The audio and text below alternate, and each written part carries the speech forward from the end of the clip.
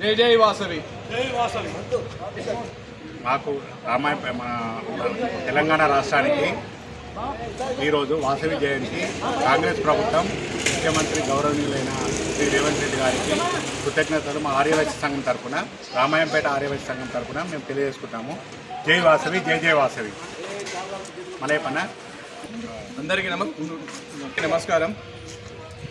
వాసవి మాత జయంతి కాంగ్రెస్ ప్రభుత్వం అధికారంగా ప్రకటించినందున యనమల రేవంత్ రెడ్డి గారికి మరియు మా మన్నెపల్లి హనుమంతరావు గారికి, మా మెదక్ ఎమ్మెల్యే రోహిత్ రాజ్ సార్ గారికి వైశ్య సంఘం తరఫున కృతజ్ఞతలు తెలియజేస్తున్నాము.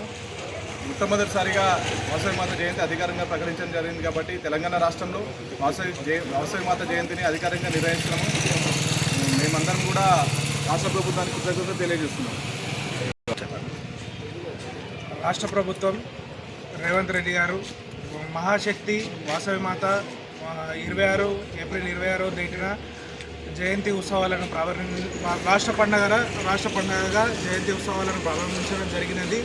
వాసవి మాత అంటేనే ఆత్మ బలిదానాలకు, శాంతిపరంగా పండుగలకు నిదర్శనంగా ఉండడం జరుగుతుంది. ఈ సహకరించిన రేవంత్ రెడ్డి గారికి, మైనపల్లి హనుమంతరావు గారికి, రోహిత్ రావు గారికి ప్రత్యేక ధన్యవాదాలు తెలుపుతున్నాం.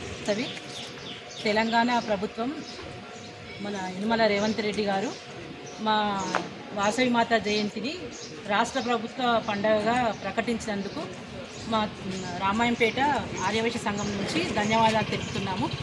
దీనికోసం కృషి చేసిన కల్వ సుజాత గారికి కూడా ప్రత్యేక అభినందనలు తెలియజేస్తున్నాం. జై వాసవి. ఈరోజు ఏప్రిల్ 26న ప్రతి సంవత్సరము ఆర్యవైశ్యులు ముఖ్యంగా ఏప్రిల్ 26న వాసవి మాత జయంతికి ఘనంగా